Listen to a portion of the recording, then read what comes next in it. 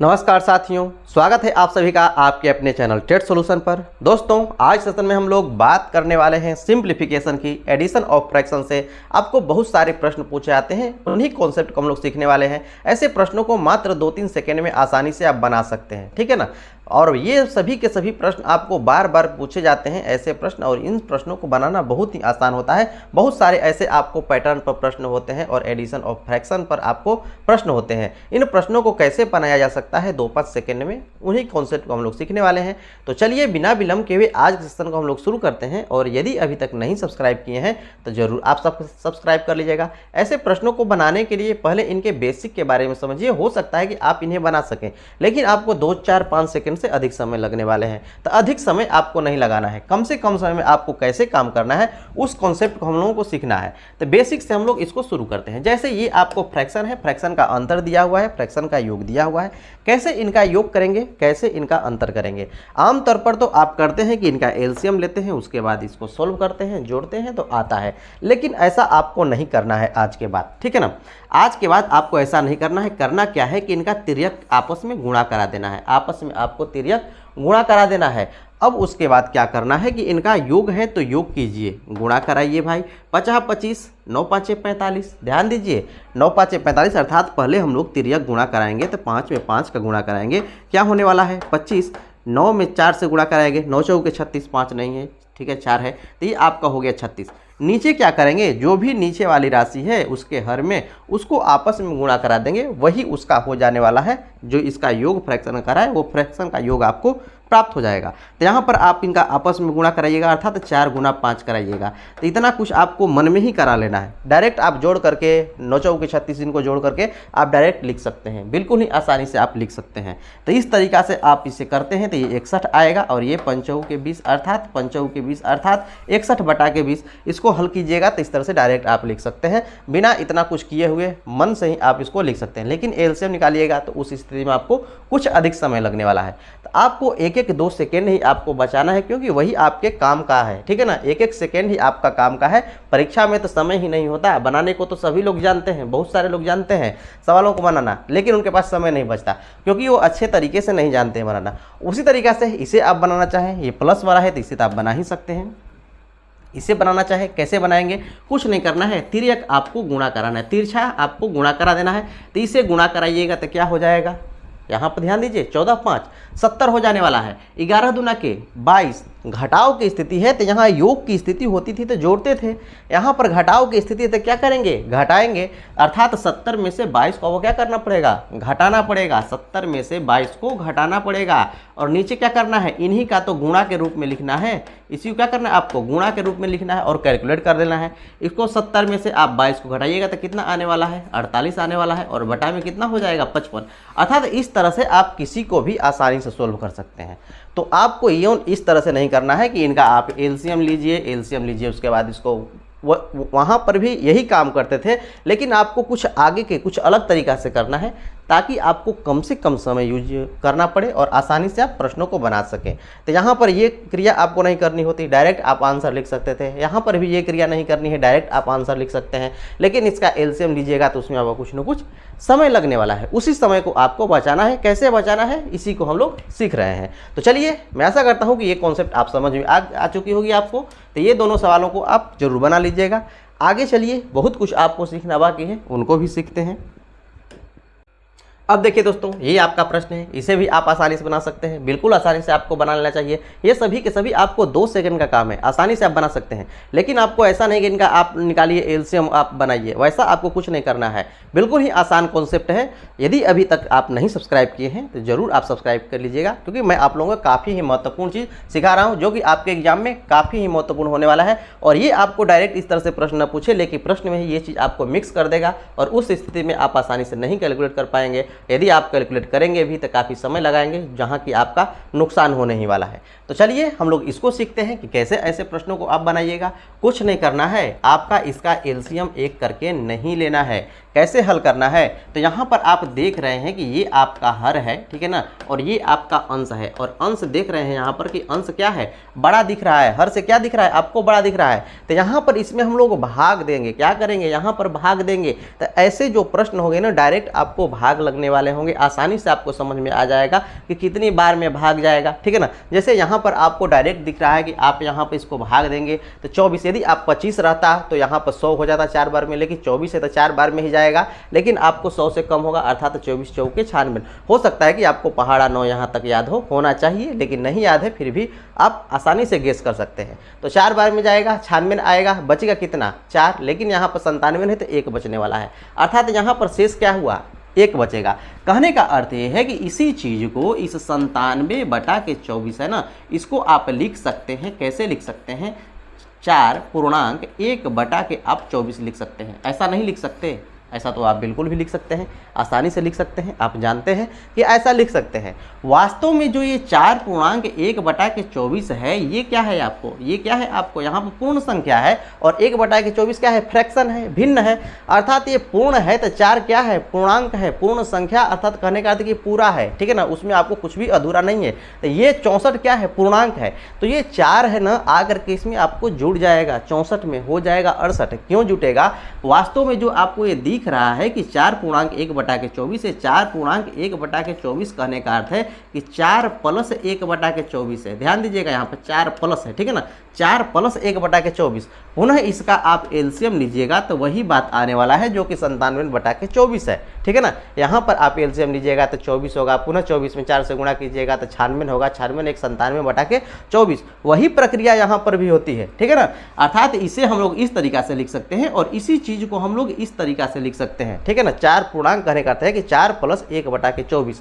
ये कॉन्सेप्ट आपको पता होना चाहिए, उसी का तो यहाँ पर यूज करना है। आप इसमें भाग दीजिएगा तो डायरेक्ट देख रहे हैं कि 4 बार में जाएगा, 1 शेष बचेगा, अर्थात जो शेष बचेगा वो ऊपर रह जाएगा, और 4 यहाँ पर आप भाग देंगे तो 4 बार में जाएगा, 4 आकर के इसमें जुड़ जाएगा, अर्थात ये हो क्या गया, 64 और 4 हो जाएगा 68, और प्लस है तो प्लस लिखिए, ठीक है ना। 1 ऊपर क्या बचा, 1 ही ना बचा, क्योंकि ये 4 बार में तो चला गया 96, 1 बचा तो 1 ऊपर हो गया, और जो नीचे है ये आपका 24 हो जाएगा, अर्थात 68 + 1/24। लेकिन ऑप्शन में आपको इस तरह से नहीं होगा, वो दिया होगा कि 68.1/24, इस तरह से कुछ आपको लिखा होगा, और यही इसका ऑप्शन नंबर, ये वाला जो आपको जिसमें दिया होगा वही उसका सही आंसर होगा। तो आप जो भी आपको यहाँ पर प्लस लिखा हो ना, तो कुछ नहीं, आपको यही इस स्थिति में इस तरह से लिखा जाता है, इसका अर्थ वही होता है कि यहाँ पर प्लस है। ये बातें आपको पता होनी चाहिए।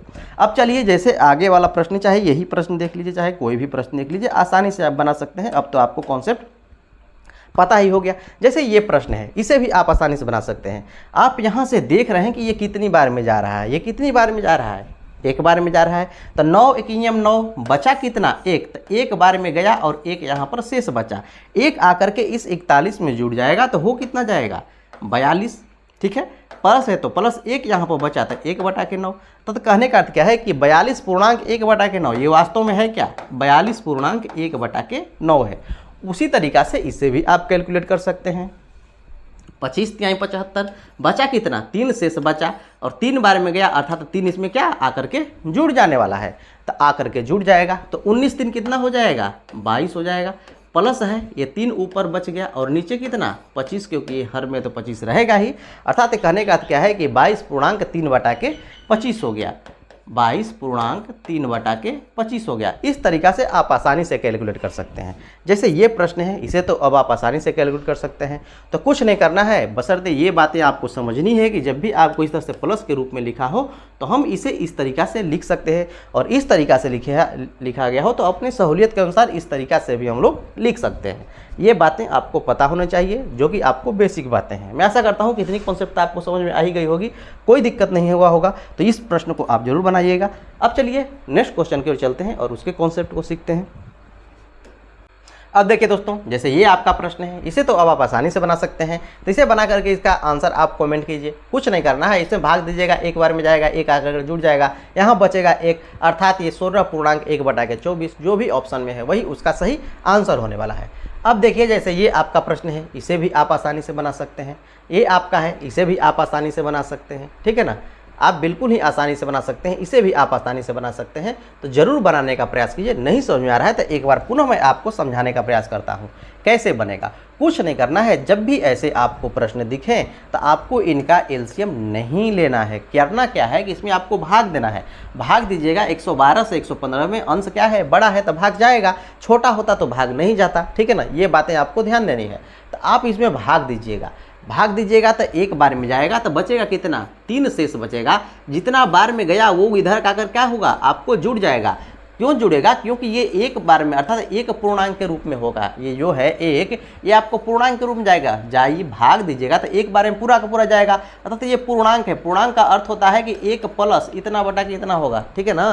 कहने का अर्थ है कि 1 प्लस ये 3 बटा के 112 होगा। पुनः आप इसमें कीजिएगा, इसे हल कीजिएगा तो पुनः आपको 115 बटा के 112 ही होगा, क्योंकि मैंने आपको सारे कॉन्सेप्ट अच्छी तरह से बता चुके हैं, ठीक है ना। तो अब आपको करना क्या है कि इसमें आकर के ये जो एक होता है इसमें आकर के जुड़ जाएगा। तो जुड़ेगा तो 46 से क्या हो जाएगा, 47 हो जाएगा। प्लस है तो प्लस लिखिए, 3 ऊपर है, ऊपर 3 लिखिए, और नीचे क्या है आपको 112 है तो 112 लिखिए। बस यही तो काम करना है। अर्थात ये हुआ क्या, 47 पूर्णांक 3 बटा के 112, 3 बटा के 112। बस यही आपका होने वाला है। जो ऑप्शन होगा वही उसका सही आंसर होने वाला है। तो 47 पूर्णांक 3 बटा के 112 जो कि ऑप्शन नंबर यहाँ पर है डी में, और वही उसका उचित आंसर होने वाला है। इस तरीक़ा से आपको प्रश्नों को बनाना है। चलिए नेक्स्ट क्वेश्चन की ओर चलते हैं और देखते हैं क्या उसे आप बना पाएंगे। अब देखिए दोस्तों, ये आपका प्रश्न है, इसे आप आसानी से बना सकते हैं। यदि कॉन्सेप्ट को आप समझ रहे हैं आसानी से तो आसानी से बना सकते हैं, नहीं तो आपको मुश्किल होने वाला है। ध्यान से देखिए कि ऐसे प्रश्नों को आप कैसे बनाएंगे। इससे पहले हर जगह प्लस होता था, लेकिन यहाँ पर आपका है माइनस। ऐसे प्रश्नों को आप कैसे बनाएंगे, तो चलिए हम लोग देखते हैं कि कैसे आपको बनने वाला है। ध्यान दीजिएगा, यहाँ पर प्लस तो होता था, ऊपर ध्यान दीजिए ये अंश है। अंश क्या है, हर से आपका छोटा है तो इसमें भाग आपको लगेगा नहीं। तो यदि प्लस होता, यदि यहीं पर आपको ये 6 पूर्णांक ऊपर वाला बड़ा हो जाए तो आपको भाग जाएगा। यदि आपको छोटा हो जाए, इस तरह से लिखा हो, मान लीजिए कि 5 और बटा के 6 हो जाए, इस प्रकार से लिखा हो, तो कुछ नहीं करना है भाई। इनको आपको बस यही काम कर देना है कि 6 पूर्णांक 5 बटा के 6 इस तरह से लिख दीजिएगा। इसका अर्थ आपको सेम वही होने वाला है। यदि प्लस है, इस तरह से लिखा हो तो इसको आप प्लस के रूप में लिख सकते हैं, और इस तरह से लिखा हो तो इसको इस तरह से लिख सकते हैं। यदि ऊपर वाला नीचे वाले से क्या हो, अंश यदि बड़ा हो तो भाग दे करके जितना बार में जाएगा इसमें आपको जोड़ देना है। इतना तो कॉन्सेप्ट आपको क्लियर हो ही चुका है। अब यहाँ पर देखिए, इसे आपको हल करना है। यहाँ पर आपको प्लस था लेकिन यहाँ पर आपको माइनस हो गया। कैसे हल करेंगे, ध्यान दीजिए कैसे हल करेंगे। आप इसमें भाग तो लगा नहीं सकते, ये माइनस है, इसे आपको उस रूप में लाना है। कैसे लाएंगे इसी को आपको समझना है। पहले मैं बृहद रूप से समझाऊंगा, उसके बाद आसानी से देखते हैं। इसका मात्र 2 सेकंड में आंसर लगा देने वाले हैं। ये 46 से 46 कहने का अर्थ क्या है कि ये 45 और प्लस 1 है, तभी तो आपको 46 होगा।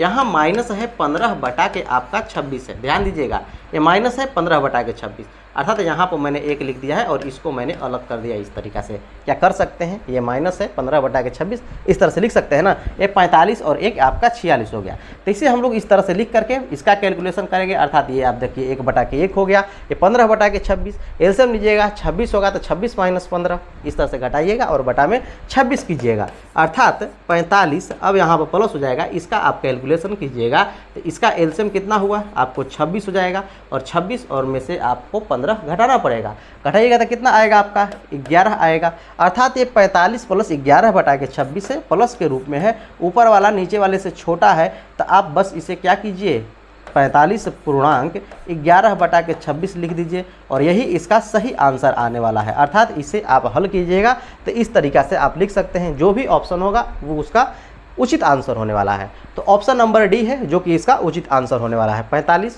पूर्णांक 11 बटा के 26। क्या कोई कन्फ्यूजन? कोई कन्फ्यूजन नहीं होनी चाहिए। ये तो आपका हो गया कॉन्सेप्ट जिसमें आपको यहाँ पर कुछ समय लगने वाला है, लेकिन आपको समय ही तो बचाना है। समय कैसे बचाना है उसको समझिए। जब भी आपको ऐसे प्रश्न दिखे तो इनका आपको आपस में करना है अंतर। ध्यान दीजिएगा, क्या करना है, आपको अंतर करना है। जितना अंतर आए उसे ऊपर रखना है। इनका क्या करना है, आपको अंतर करना है। ये बातें आपको हमेशा याद रखनी है, और जो अंतर आएगा उसे आपको ऊपर रखना है। ये हर तो बदलेगा नहीं, जो उसका हर है वो आपका ज्यों का त्यों रहने वाला है। अर्थात हर इसका 26 हो गया। अब यहाँ पर ये वाली वैल्यू कैसे रखना है, तो कुछ नहीं करना है, यहाँ पर आपको ऊपर वाला छोटा था इसीलिए हम लोग ऐसा क्रिया कर रहे हैं, और छोटा के साथ साथ यहाँ पर माइनस है। यदि प्लस होता तो डायरेक्ट हम लोग उस तरह से लिख देते। अब माइनस है तो क्या करेंगे कि इसमें से एक घटाएंगे, इसमें से क्या करेंगे एक घटा करके बस यहाँ पर लिख देना है। तो 46 में से एक घटेगा, क्या आने वाला है 45, और यही आपका 45.11/26 इस तरह से किए तो भी आया, जैसा मैंने आपको बताया इस तरह से किया तो भी आपको वही आया, जो कि ऑप्शन नंबर डी में है। और इस तरह से आसानी से आप बना सकते हैं। अब चलिए हम लोग बात कर लेते हैं कि यहाँ पर इस तरीक़ा से था तो आप इसे बना लिए। अब मान लीजिए कि इसी प्रश्न को हम उलट दे रहे हैं, जैसे कि आपको ये 46 है, यहाँ माइनस की जगह पर हम कर दे रहे हैं प्लस, ठीक है ना, प्लस नहीं माइनस से रहने दे रहे हैं, ठीक है ना, माइनस से रहने दे रहे हैं, और इसे पलट दे रहे हैं, ये 26 बटा के हम 15 कर दे रहे हैं। ऊपर क्या हो गया, बड़ा हो गया और नीचे छोटा हो गया। इसे आपको हल करना है, आप हल करने का जरूर प्रयास कीजिए, ठीक है ना। बात समझिए, यहाँ पर भी वही काम होने वाला है, आप इसमें भाग दीजिएगा। मैं आपको समझाने के लिए बातें बस बता रहा हूँ, नहीं तो आप जान जाएंगे तो ये सब कुछ नहीं करना है, मन में ही सारी क्रियाएं होने वाली है। तो ये आपका हो गया 46, ठीक है ना, माइनस आप इसमें भाग दीजिएगा तो एक बार में जाएगा। एक बार में जाने का अर्थ क्या हुआ कि यहाँ पर एक पूर्णांक, यहाँ पर एक पूर्णांक जितना बचेगा तो 11 बटा के 15 बचने वाला है, 11 बटा के 15 बचने वाला है। इतना तो आप कर ही सकते हैं। पूर्णांक का अर्थ होता है कि यहाँ पर प्लस है, पूर्णांक का अर्थ क्या होता है, यहाँ पर प्लस है, ये माइनस है, अंदर जाएगा तो इसे माइनस करेगा और प्लसों को भी माइनस कर देगा। अर्थात कहने का अर्थ ये है कि 46 माइनस 1 माइनस 11 बटा के 15 हो जाएगा, तो 46 में से 1 घटेगा 45 हो जाएगा, और यहाँ वाला जो प्लस है ये आपको माइनस हो जाने वाला है माइनस 11 बटा के 15। अभी भी ये आपको इस फॉर्म में नहीं आया है, ठीक है ना, यहाँ पर इस फॉर्म में पूर्णांक के रूप में और यहाँ पर मिक्स्ड फ्रैक्शन के रूप में आपको नहीं आया है। तो आपको कैसे करना होगा, कैसे करना होगा, वही क्रिया करनी होगी जो कि मैंने आपको यहाँ पर बताया। अब आपको आसानी से वो काम कर सकते हैं। यहाँ पर क्या करना है, आपको इसमें से एक घटाना है, 45 में से एक घटाइएगा 44 कीजिएगा। इनका आपस में आपको अंतर करना है, ध्यान दीजिए, इनका आपस में क्या करना है, आपको अंतर करना है। इनका आपस में अंतर कीजिएगा और अंतर को ऊपर रखिएगा। अंतर कितना आने वाला है, 4 आने वाला है, उसे ऊपर रखिए। और नीचे क्या है, आपको हर तो हमेशा समान रहेगा, अर्थात इसका जो ऑप्शन होगा यही इसका सही आंसर होने वाला है। तो इस तरीक़ा से आप प्रश्नों को बना सकते हैं, जो कि आपको काफ़ी ही महत्वपूर्ण है और ये आपको यूज होने वाला है। मैंने बेसिक चीज़ें अब इसके बता दिए हैं। अब चलिए हम लोग प्रश्नों को देखते हैं, कैसे आपको प्रश्नों को करना है। चलिए अब देखिए दोस्तों, ये आपका प्रश्न है, इसे अब तो आप आसानी से बना सकते हैं, कुछ नहीं करना है। ऐसे प्रश्नों को बनाने के लिए अब तो आपको सब कुछ पता हो गया है कि ये प्लस के रूप में होता है। तो जो भी आपको पूर्णांक दिख रहे हैं ना, इनका आपको अलग योग कीजिए, और जो भी फ्रैक्शन है एक तरह के दिख रहे हैं उनका एक साथ योग कीजिए। तो देखिए ये 3 बटा के 4 एक तरह का दिख रहा है, और ये 3 बटा के 4 दोनों एक ही हैं, अर्थात इनका आप एक साथ योग कीजिए। ये 2 है, ये 2 है, ये 3 है, तो 2 2 4 और 3 क्या कीजिएगा, 7 कर लीजिएगा। जो भी आपको पूर्णांक है उनका ये एक साइड में योग कीजिए। ये 3 बटा के 4 है, ये 3 बटा के 4 है, ये ए है तो ये भी ए है, अर्थात दोनों का योग कीजिएगा तो 2a है, अर्थात 2 से गुणा करा दीजिएगा तब भी इनका योग आपका हो जाने वाला है। तो 3 बटा के 4 में 2 से गुणा कराइएगा तो इनका योग होगा, क्योंकि 2 बार ये हैं, ठीक है ना। अर्थात यहाँ पर आने वाला है ये 3 बटा के 2, और एक जो है वो आपको 2 बटा के 3 है, एक जो है ये आपको 2 बटा के 3 है। इनका आप योग कीजिएगा। एलसीएम लेने का तरीका भी मैंने आपको बताया है कि तिर्यक इनका गुना कराइए और योग कर दीजिए। तो 3 के 9 और 2 दूना के 4, 9 4 13, और इनका आपस में गुना करा दीजिए, अर्थात 13 बटा के 6 है। तो 13 बटा के 6 जो भी ऑप्शन में है वही उसका सही आंसर होने वाला है। और नहीं तो पूर्णांक है, पूर्णांक को भी आप लिख सकते हैं, पूर्णांक, क्योंकि पूर्णांक भी तो आएगा ना, पूर्णांक 13 बटा के 6 7 पूर्णांक। तो जो भी ऑप्शन है इस तरह से आसानी से आप बना सकते हैं। तो अब आपको प्रश्न को ऐसे बनाना है। चलिए नेक्स्ट क्वेश्चन की ओर चलते हैं और देखते हैं क्या उसे आप बना पाएंगे।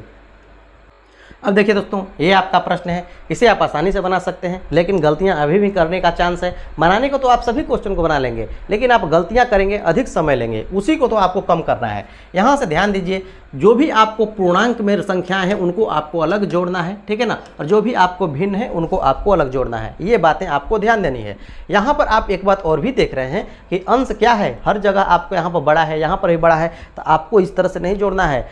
अंश को पहले छोटा कर लीजिए ताकि आपका कैलकुलेशन आसान हो। तो यहाँ पर आप इसे कीजिएगा, भाग दीजिएगा, तो आपको 3 बचेगा, 1 आकर के इसमें जुड़ जाएगा, अर्थात जो ये 7 होने वाला है ना, ये आपको 8 हो जाएगा, ठीक है ना। यहाँ पर ये आपका हो जाने वाला है 8, और ये जो आपका है ये आपको 3 बटा के 8 हो जाने वाला है, ठीक है ना। प्लस यहाँ पर आप इसे भाग दीजिएगा तो इसमें भी आप भाग दीजिएगा तो इसमें 4 आपको बचने वाला है और 1 इसमें आकर के जुड़ जाएगा तो ये 4 नहीं रह जाएगा, ये आपको 5 हो जाएगा और इसमें आप भाग दीजिएगा तो यहाँ पर आपको कितना बचने वाला है, 4 बचने वाला है। ठीक है ना, भाग दीजिएगा 4 हो जाएगा, अर्थात ये आपको 4/9 होने वाला है। यहाँ तक तो आपको कोई दिक्कत तो है नहीं, यहाँ तक आपको कोई दिक्कत नहीं होनी चाहिए।